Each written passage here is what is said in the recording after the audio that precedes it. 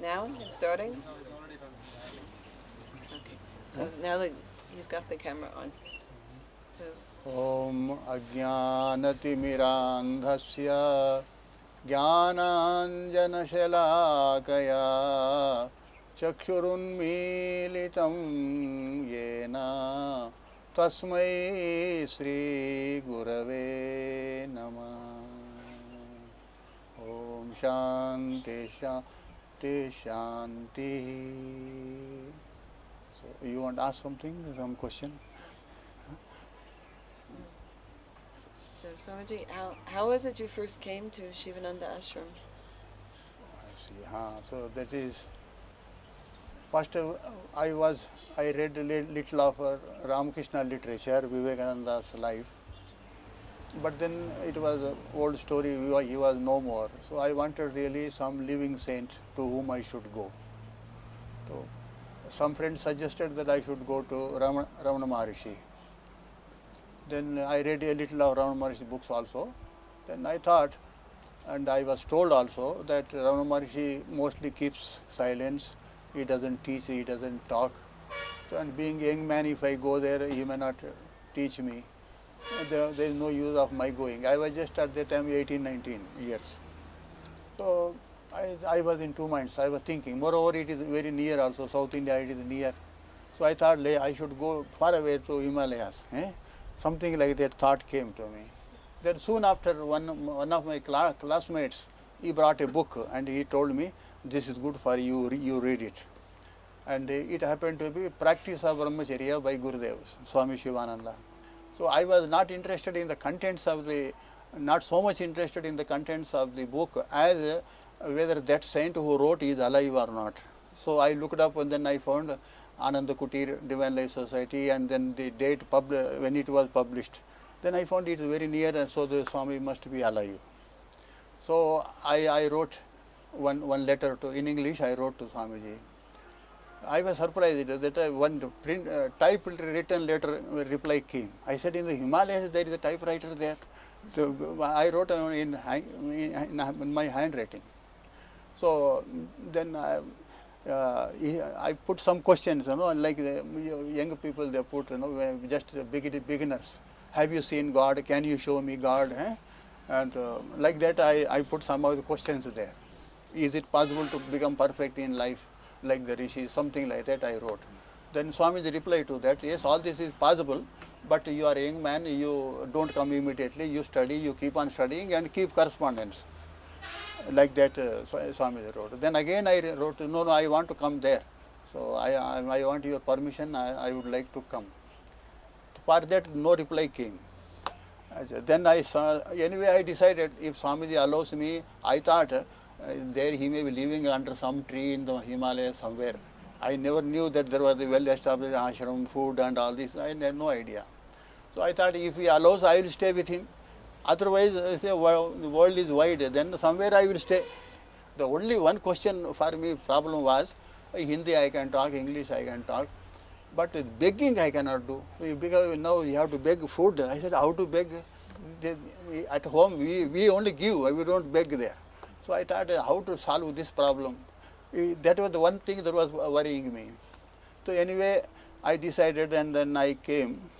First when I came to Swamiji, in the evenings, 4 o'clock, they said you can have Swami Darshan 4 o'clock. 4 o'clock, one incident happened which I forgot. In those days, I used to sit for meditation like there daily, evening. One day suddenly one Swami came, turban and all this, then I could say it will be Vivekananda Swami. Then I thought if he asks something, I will reply. So, but he only smiled and for some time remained and faded away, that picture faded away. Then later on, after 10 days, another Swami came, sitting, posture. Then I saw closely, he looks like Dayananda Sarasvati of the Arya Samaj. But then I found, no, even he is not. He is something different. But I don't know who he was. He also smiled only and stayed for some time and then slowly faded away. It was Swamiji's photo.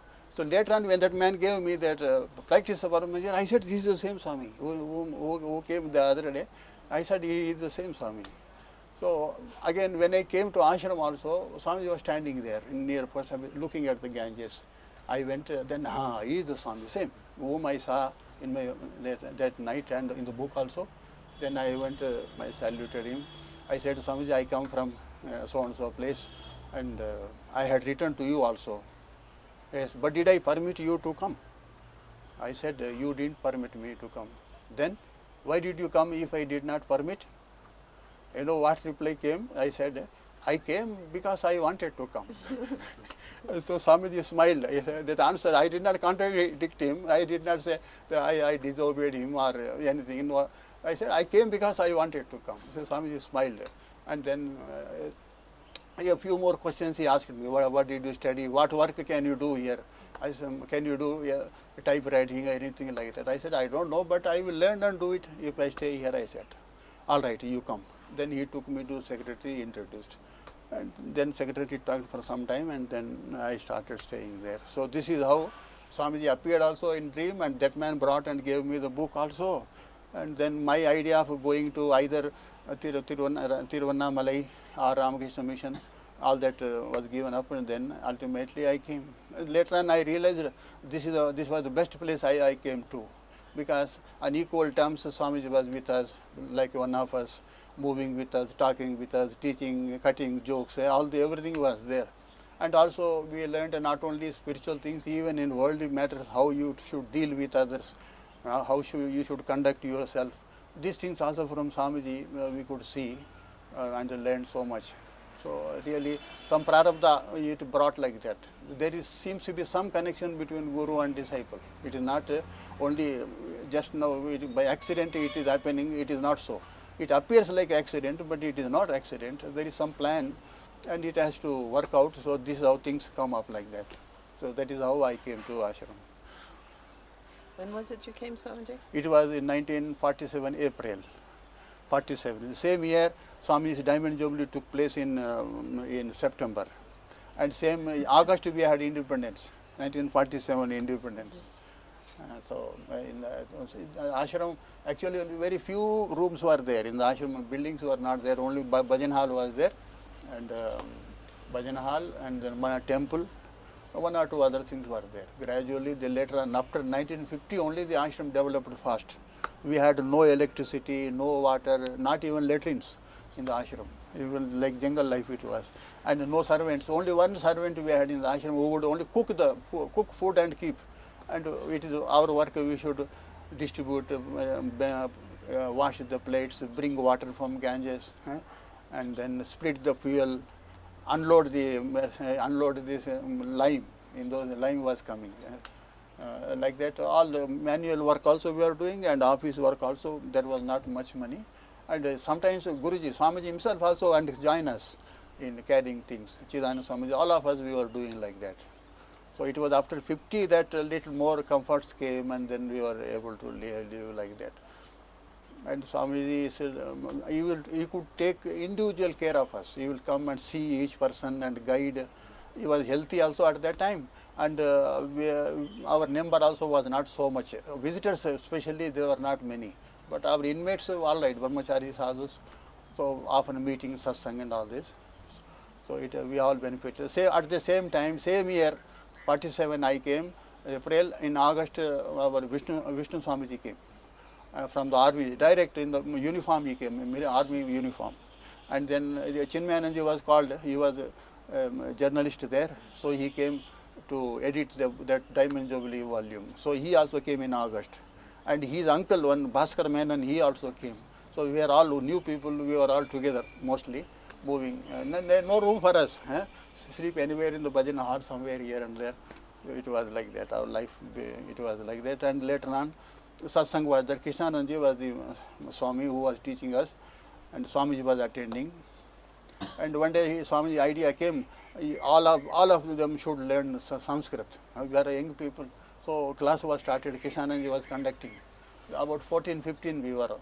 So one they dropped away. No interest to learn all the Rama, Rama, Rama, Rama, Rama, Rama, and Rama, Ramabhyam, Rama. It was difficult. So all of them dropped away. So I only remained one, but there was no teacher to teach. Then I had to learn myself, I learned it. That way. So any other question, if you want, like, you can ask. Hmm? But then, Swamiji, when you were at the staying there, you said Swami Vishnudevananda, he was your roommate for a while at the ashram? Yes, when we came, ultimately what happened, he wanted to practice yoga daily and khichdi. He only wanted khichdi only and practice. So he wanted real one room. And he was learning, he was teaching also. So we were given one room downstairs where the police station is there near. One old room was there. So Vishnu Swami, Vishnudevananda, myself and one Professor Nanda Kishore from Delhi. So we were sharing the same room. So Vishnu Swamiji was busy with asanas and bhakti, and that professor will be reading something, and I was with my meditation and Vedantic life. So we three were different but living in the same room. We lived like that for some time. Later on, of course, then Swamiji was shifted and I was shifted to post office, and our work also expanded and we changed. But sometime we were together in for 40, same thing, 47 and 48 it was. About 48, 47, 48. And in different departments till 1956. So Vishnu Swami, sometimes he was working in the kitchen, sometimes he is as attendant to on Swamiji, carrying his umbrella and his shoes, and he will walk in front, lantern. In those days we had only lanterns and then some other lights, no electricity was there. So that work also he did. He was attendant to Swamiji, and then he was looking after kitchen. Then he was looking after the building construction, and one of the secretaries working there. Then in 56, then he had to go west. Some lady from, I forgot her name, from America. So she requested Swamiji, Swamiji, I will take Vishnuji and then we will open a center there. So that was very dear to Swamiji, spreading dissemination of knowledge, somebody going from here. So Swamiji agreed, and then Vishnu Swami had to go. Before he went, and I had to go to South India. Some conference was there, Divine Life Society, all Andhra, first Divine Life conference in the Rajamahendravaram. So Swamiji asked me, because local language, my language is the same Telugu, so they wanted a Telugu man. So then it was decided I was going. So Vishnu Swamiji came to see me off up to Hardwar. He came up to Hardwar, put me in the train, and he returned. And when I returned to ashram again after 7 months, then he was already in, I don't know whether he was in Malaysia or in America. Then Vishnu Swami gone. The 56 we parted. So only after 20 years here, when you all came, then we met here. It was 77 that we met after 20 years. And asana master, so long as he stayed, he may be doing other works, but he was the asana professor, teacher, Hatha Yoga professor. Swami used to say, Vishnu Swami is a Hatha Yoga professor, so regularly he will teach. He will practice also, he will teach also. And his own special, that khichdi food was there with him, and not eating other sambar, rasam and all this, it was not there. He was very strict and very thin and lean. His body was like a piece of rubber, it can simply turn any side. It was really, it was like that. The Vrishikasana is very difficult, but easy for him. Vrishikasana, he will go from here, this end to that end, and that end to this end. It was like in the circus people, they do, it was almost like that. And devotion, he belonged to Bhakti. Bhakti was the main, and Guru Bhakti also, and Hatha Yoga also, and service, all combined everything. And very genial, very accommodative, like that. I have not seen him in any temper in those days, very calm and quiet. Later on, busy life came, so he became different, but at that time it was very calm, very quiet. And he never thought that he will go abroad or do anything. And he didn't want also. I want to confine himself to his room and his program daily, like that. Once only Swamiji sent with Chidanand Swamiji and Sharadanandji to Jagadri. They requested, Swamiji, you sent 2-3 people, somebody to perform asanas, someone to explain, and someone to take photograph. So Sharadanandji was taking for photographs, Chidanand Swamiji for lecturing, and Vishnu Swami for performing asanas. Like that they did their program and came. That disturbed Vishnu Swami when he came. He said, what is this? I don't want, my sadhana is gone. When I went there for 15 days, it was all gone.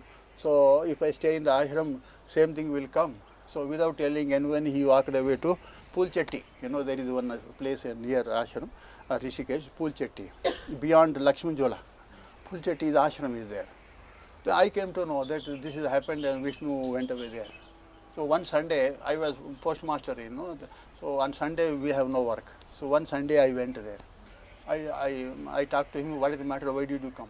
He said, you see, Swami sent me Jagadri, it disturbs my program, my sadhana, so I have come. I said, but did you ever tell Swamiji that you don't like going outside? Did you tell him? He said, no, I did not tell. But it is your mistake. If you have told Swamiji, I don't like going outside, I will do in the ashram only, but not outside. You should have told that. Then Swamiji will not have forced you like that. It is your foolishness, I said. And why did you come away here? I want to be peaceful. I said, here there is no culture, only local people are there, there is no one to talk, nothing is there. In the ashram, how many things we will learn? So this is not sensible thing, you must come. So I explained to him and then he ultimately agreed. All right, I will come. But then I said, let us go. I will come after 2 days, he said. I promise I will come. All right, then I believe I go. Then after 2 days he came. Then Swami asked, where did you go? If that was the reason, you would have told me. Then I won't send you outside.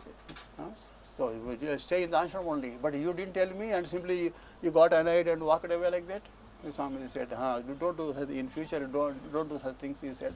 And again he came back to, but this thing that he will go abroad and he will do this, it was clear to Swamiji. So the one training he has put him and the disciple rebelled, but he didn't know. The Guru knows more than the disciples. So that was the difference. That is how Swamiji had patience, knack, tact, everything was there. How to teach younger people, observe them, find their virtues as well as weaknesses. So therefore emphasize the virtues and put up with their vices. That was a great thing in Swamiji. Every one of we had weaknesses, but he put up with those weaknesses and tried to help and bring us. So that training, it has really helped us. And Swamiji's greater interest was the dissemination of knowledge, but more than that, we mattered more to him than the institution or the buildings. The brahmachari sadhus, man-making process, or saint-making, let us say. So Swami's emphasis was on that, how to make saints. They say extract oil out of sand. So like that, even we had very meager talents and not much. Even then, he knew how to shape and how to some kind of saints they became. And one day Swamiji told me, see, don't think that you are wasting your time doing all kinds of work here. Oji, it is not like that. Everyone who is working here will have a bright future. Swamiji repeated 2-3 times, he told me, and I find like that.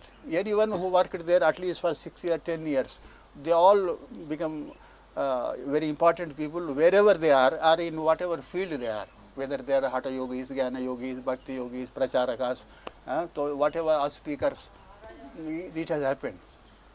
Yadyad vibhuti sa, yadyad vibhuti na. Yam yam lokam manasa samvibhati vishuddha sattvaha kamayate yanscha kaman tam lokam jayate tanscha kaman tasmat atmajnam hi archayet bhuti kamaha. The Upanishadic mantra is there. So he says, one self-realized guru, if you get, and whatever he wishes for you, it will come to you. Any worldly achievement and spiritual glory, achievement, liberation, anything he wants, he thinks for you, will take place. But when will he think for you, or when you want? So when you serve him, when you please him. This is Tasmat Atmajnam hi archayet. Therefore, one should serve the self-realized saint. Bhuti kamaha. If he is wishing his own welfare, he should serve such a person, and certainly he will do it. So even for the guru to have that compassion, it will come if you have done something in return. So it will come automatically. Supposing mother is there, mother gives, but if the child, out of 2 pieces, he will say, mother, you take this. Supposing child gives, she will be immensely happy, mother.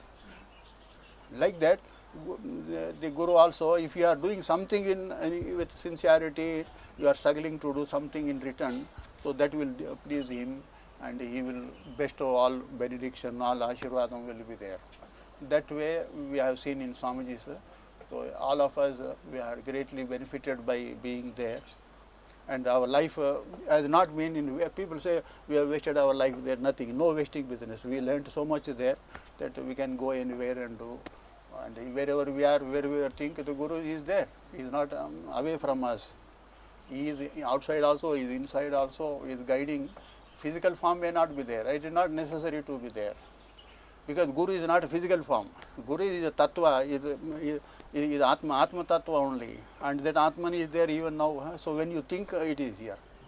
Guru's grace, how does it come? When you think of him, the grace comes, help comes. And our egoism will go. The important thing is this. Our egoism is obstructing our knowledge of Atman. And how does it go? Only when it submits to Guru, surrenders to Guru, then the road is clear, then the curtain is lifted. So the grace only will be there afterwards. You are not there as an individual there. You also become a universal entity. Ishvaro gururatmeti murti bheda vibhagine vyomavad vyapta dehaya dakshina murtaye namaha.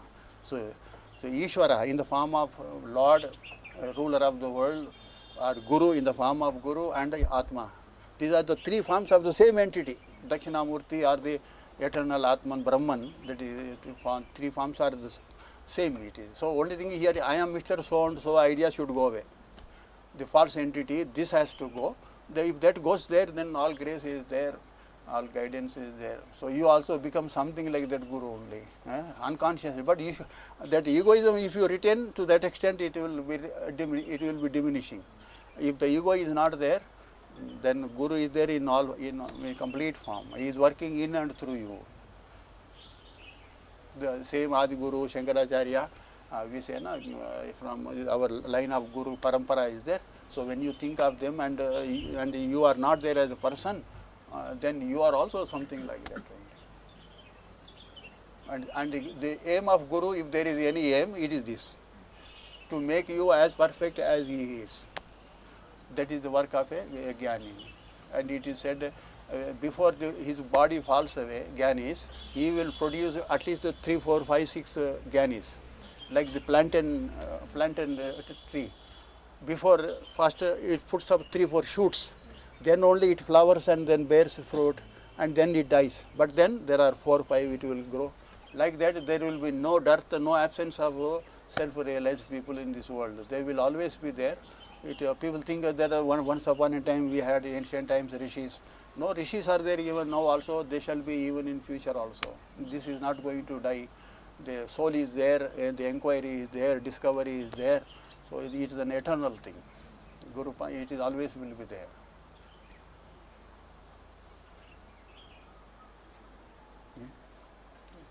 You want to just test it?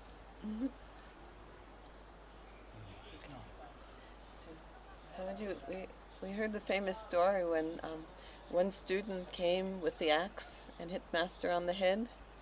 Were you there at that time? Yeah, I was there. In the next room I was taking rest at night. I was tired that day, it was summer. So I was resting there, and one of our Guru Bhais, Swami Brahmananda, he ran and he said, there is something happened there to Swamiji, he said. Then I also went, I also ran there. What I found was, they were all beating that Govindan. His name was Govindan. Then Swamiji was pleading, but don't beat them, don't beat him.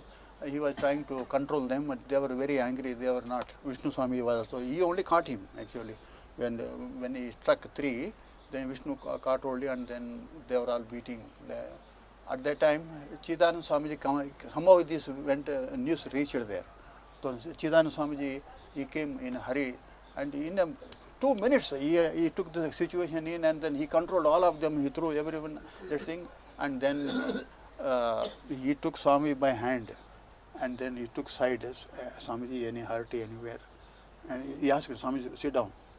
Then Swamiji sat. He said, you see, the last time when after 2 strokes, third stroke came, I lifted my hand, then slight injury, little bleeding, because Swami body was that diabetes was there. So immediately Chidananda Swamiji got first aid and then he put all this. So Swamiji was so much touched by that. You see how much common sense Chidanandaji has. Rauji, at that time he was Rauji. How much common sense he has. And all these people, I was pleading that don't beat him, and they were all beating, and they never worried what happened, anything happened to me. No one was worried about me. They were all occupied with this, but Rauji in a minute he controlled all of them, and he took me, he like mother, you see. Swamiji was greatly he was moved. Swamiji. Only you put that thing, it was all right. And then Chidananda Swamiji never treated him harshly, that man. Swamiji also was saying, don't do that. So all others, and I could know anything. I could not. I only stood there. I could not understand the whole situation. What happened also was not clear at that time in a minute. But Chidananda Swamiji understood very quick, and so then I found this man is not only a Swami Sadhaka, but he has something special in him. Chidananda Swamiji. That is why he was most dear to Swamiji, Guruji, and it was clear to him the future what will happen. And several times Swamiji said, Oji, he is the next Divine Life Society president. Sometimes he said half, sometimes he did not say. Next Divine Life Society president.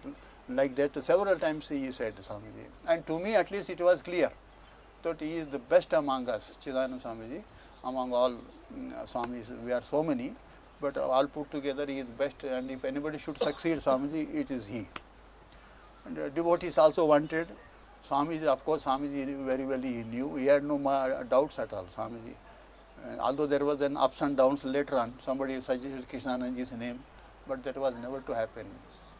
So this has happened, and later on Swamiji thought, he said, Hanuman is little angry with us, so we should please Hanuman. So he said, one big bag full of this fried chana, fried Bengal gram. So every that holy day for Hanuman, which is that? Hanumanji Friday or Saturday? Saturday. So every Saturday on the terrace, one full bag will be spread out, and all the monkeys will come and eat. Hanuman should be pleased. And then Swamiji asked that Govindan, he said, do you belong to that DMK party where they want to kill all Brahmins and burn Ramas and the Ramayana and all this? He said, Swamiji, yes. Swamiji could understand this. And he asked him a particular question. There are so many here, about 200 people, but why did you attack me only? What is the reason? You thought that if I am the main person, if I am gone, the institution will collapse. Was that the idea? He said, yes, Swamiji. He said that. It was very clear, so Swamiji could guess. And then he said, no, what do you want to go? Said, Swamiji, I want to go home. So I am sorry for what happened, but I want to go home. All right. Then Swamiji called one Shashvatananda, one of the disciples. He was doing outside work, going to Delhi here and there. He called him. So Shashvatanandaji, you should take Govindan up to Delhi, purchase a ticket, put him with a night sleeping and all arrangement, everything, food and everything you arrange, you give money, and you send him 500 rupees extra you give. But don't ill-treat him anywhere. You must give a promise, Swami said. Because he is a very angry man. Shashvatananda is very angry and devoted to Swamiji. So he may do anything. He said, you must promise that you don't retaliate and you don't do anything. Yes, Swamiji, I will not do anything, he said. Then he was sent. He was sent. After that he came. Then again after a year, he wrote again from there. Swamiji, I am very sorry. I am repenting. If Swamiji permits me, I would like to come back again to the ashram. Then Swami said, Hoji, let us call him. Then secretary said, nothing, Swamiji, we will no taking chances. We will not allow. So they didn't allow Swamiji to permit him. But otherwise, we wanted to bring him back to the ashram. That was an extraordinary thing. And some prarabdha was there little. And you see, every day, Vishnu Swami told me, when that man was planning to attack Swamiji, when he comes near the temple, because Swami from Kutia he has to come, only Vishnu Swamiji was with him, with the light and all this.